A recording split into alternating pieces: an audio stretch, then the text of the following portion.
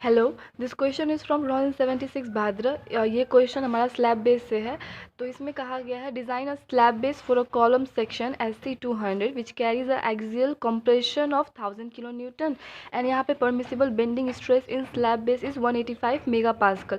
ये आप याद ही कर लो, ये वाला जो पार्ट है, the permissible bending stress in slab base is 185 mega pascal and the permissible bending pressure on concrete is 20 mega pascal. तो यहाँ पे मैंने फिगर बना के रखा है the column and the concrete base. यहाँ पे जो हमारा कॉलम होता है वो एक्सियल लोड दे रहा होता है टू आवर बेस, और बेस भी उस एक्सियल लोड को ओवरकम करने के लिए अपना बियरिंग स्ट्रेंथ प्रोवाइड करता है। तो यहाँ पे कॉलम हमारा एक्सियल लोड दे रहा है और उसको ओवरकम करने के लिए हमें परमिसिबल बियरिंग प्रेशर चाहिए ऑफ कंक्रीट। तो दोनों यहाँ पे ऑलरेडी दिया हुआ है। Given in the question, we have axial compression or axial load that is 1000 kilonewton, permissible bending stress in slab base that is sigma bs equals to 185 megapascal, permissible bearing pressure on concrete is 20 megapascal. In step 1, area of base plate equals to axial load divided by permissible bearing pressure on concrete. Step 1 में हमें area find करना है, जिसके लिए हमें चाहिए axial load and bearing pressure का value. तो मैंने ऑलरेडी कहा था ये जो हमारा कॉलम है ये एक्सियल लोड दे रहा होता है टू बेस, एंड बेस भी उस लोड को ओवरकम करने के लिए अपना प्रेशर लगा रहा होता है, दैट इज़ बियरिंग प्रेशर। जब उसको डिवाइड करेंगे तो हमारा एरिया आ जाएगा जो कि ऑलरेडी गिवन में दिया हुआ है। Axial load is 1000 kilo Newton. आप चाहो तो 1000 किलो न्यूटन को न्यूटन में भी कन्वर्ट कर सकते हो। मैंने यहाँ पे किलो न्यूटन को रहने दिया है, 20 कन्वर्ट किया है। तो जो 20 हमारा मेगा पास्कल था, तो 1 मेगा पास्कल मतलब हो गया 1 newton per mm² and 1 mega pascal equals to 1000 kilo newton per metre square. So obviously 1000 kilo newton per metre square equals to 1 newton per mm²। So 20 into 1000 और यहाँ पे हमारा value आ जाएगा 0.05 meter square. Now in step 2 we have to calculate the length and breadth of the concrete base। ये जो concrete base है यहाँ पे मैंने प्लान बना के रखा है, जो concrete base है हमारा, ओके, इसका हमें लेंथ और ब्रेथ फाइंड करना है। और यहाँ पे मैंने नोट बना के रखा है कि इट्स अप टू यू कि आपको कौन सा बेस बनाना है, रेक्टेंगुलर या फिर स्क्वायर। सिंपली आप रेक्टेंगुलर लोगे तो a इक्वल्स टू 2b, अब b इक्वल्स टू 2a होगा। स्क्वायर लोगे तो a इक्वल्स टू b होगा। तो मैंने यहाँ पे एजम्पशन किया let the base be square shape that is a equals to b, then area of base equals to obviously length into breadth. तो हमारा लेंथ कितना है, तो क्योंकि हमें क्वेश्चन में ऑलरेडी कहा गया है कॉलम सेक्शन जो है SC200 का है, तो ऑब्वियसली कॉलम जो है वो तो 200 का है, मतलब उसका लेंथ और ब्रेथ जो है वो 200 mm का है। तो वही मैंने यहाँ पे ये जो हमारा ये पार्ट है ना, ये कॉलम को रिप्रेजेंट कर रहा है। मैंने यहाँ पे कवर प्लेट लिखा है, मैं बताऊँगी फिगर में वो क्या है। तो यहाँ पे जो ये पार्ट है that is representing our column. तो कॉलम को मैंने क्या कहा कि SC200, तो ऑब्वियसली ये पार्ट, इतना पार्ट हमारा होगा 200 और इतना पार्ट भी हमारा होगा 200। और क्योंकि मैंने यहाँ पे डिसाइड किया था कि मेरा जो बेस होगा that is square, so obviously जो ये रिमेनिंग पार्ट है, ये रिमेनिंग पार्ट और ये रिमेनिंग पार्ट, तो वो रिमेनिंग पार्ट भी इक्वल होगा। क्योंकि यहाँ पे जो मैं समझ लो यहाँ पे L-200 है और B-200, ओके। तो जब L-200 करेंगे और B-200, क्योंकि हमारा L और B भी इक्वल है तो प्रोजेक्टेड पार्ट भी इक्वल होगा।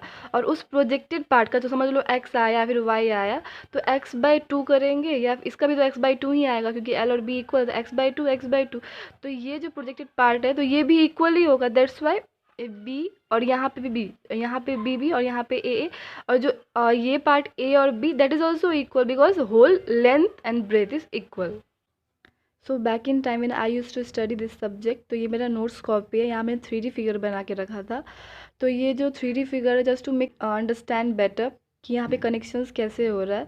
तो ये जो पार्ट है this dash portion that is our column, जो कि हमारा कवर हो रहा है by the help of covering plate that is also cover plate. और ये कवर प्लेट का लेंथ हो गया, कवर प्लेट का विड्थ हो गया, ओके। एंड ये जो कॉलम का अपर पोर्शन है dash portion that is flange of column. और ये जो कॉलम है ये अटैच्ड है हमारा कवर प्लेट से एंड कवर प्लेट जो है स्लैब बेस से अटैच है with the help of flange cleat angle. This L portion, ये जो L वाला हमारा यहाँ पे लगा हुआ है part, that is flange clit angle and the middle portion is web clit angle। और यहाँ पे जो ये bolt है that is holding down bolt और rug bolt। so this is the 3D figure to make you understand better कि वहाँ पे कॉलम कैसे अटैच हो रहा है, फिर कनेक्शंस कैसे हो रहा है, okay? So now area of base, that is a plus a plus a dash, और a dash का वैल्यू है 200 क्योंकि हमारा कॉलम सेक्शन है SC 200 का, so obviously a dash equals to 200. So L equals to 2a plus a dash, that is 200, so 200 plus 2a and 200 plus 2b. Then area of base हमने निकाला था 50,000, so 2 to 3.607 equals to 200 plus A square, क्योंकि यहाँ पे हमारा दोनों, क्योंकि ए equals to B है, so obviously 200 plus 2a square, square वहाँ जाएगा, तो इसने रूट अंडर किया, रूट अंडर वैल्यू आया 2 to 3.607, and then obviously the value of A will be 11.803 mm. So हमें क्योंकि एक कंसिडरेबल वैल्यू लेना है, पॉइंट में नहीं, क्योंकि हमारा जो कॉलम का पार्ट होगा या फिर कोई भी प्रोजेक्टेड पार्ट होगा, रेस्टिंग पोर्शन होगा, तो वो पोर्शन कभी भी पॉइंट में नहीं होता, there should be a number, a complete number. So 12 mm, यहाँ पे हमारा 11 mm है, इससे जस्ट ज़्यादा क्या होगा, 11 से जस्ट ज़्यादा 12, so I have taken the 12. Then a equals to b equals to 12 mm, और यहाँ पे नोट पार्ट में जो मैंने लिखा है, मैंने ऑलरेडी यही एक्सप्लेन किया हुआ था, column section SC 200, so our a dash b dash is 200 and 200. Okay. Now in step 3, so according to assumption and the result, let us find out the actual area. जो हमने assumption किया था a और b का, और जो हमारा result आया उसके basis पे जो actual area आएगा, that is 200 plus 2a and 200 plus 2b. Put up the value of a and b, then we will get the result 50,176 mm square. और step 4, intensity of pressure from concrete under the slab. तो हमें calculate करना है intensity of pressure from concrete under the slab.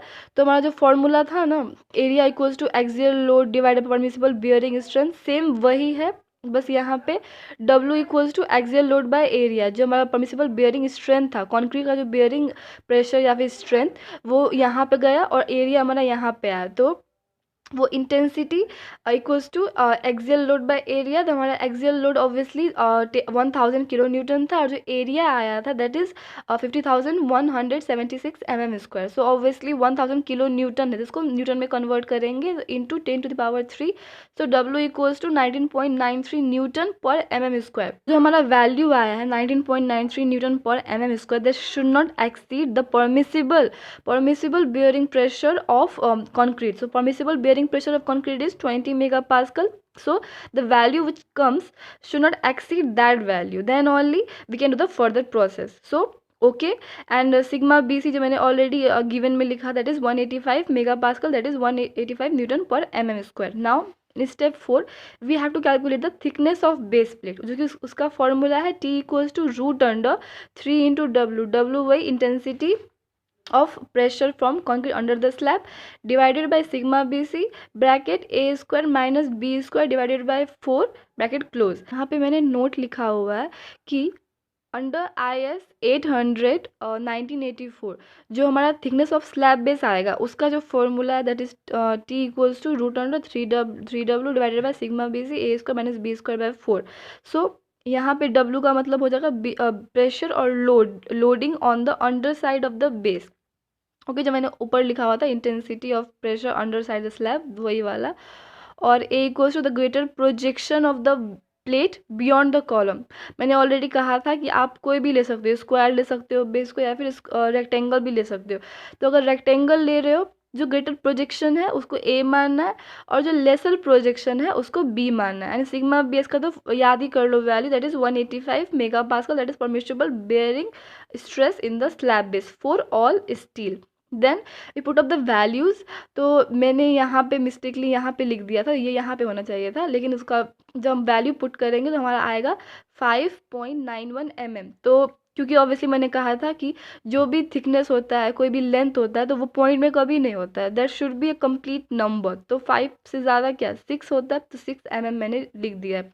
And also do remember, क्योंकि ये हमारा designing है, क्योंकि हम यहाँ पे स्लैब बेस डिज़ाइन कर रहे हैं, तो आंसर में vary from person to person, क्योंकि उसका एजम्पशन क्या है उस पर भी डिपेंड कर रहा होता है कि उसका आंसर कितना आएगा. So at last, if we want to design a base plate or a slab base, then the dimension of the finished in the end of the column should be 12 mm into 12 mm into 6 mm. 12 mm and 12 mm is the length and breadth, and 6 mm is the thickness of the slab base. So in this way you can do this process and get the marks in exam. Thank you.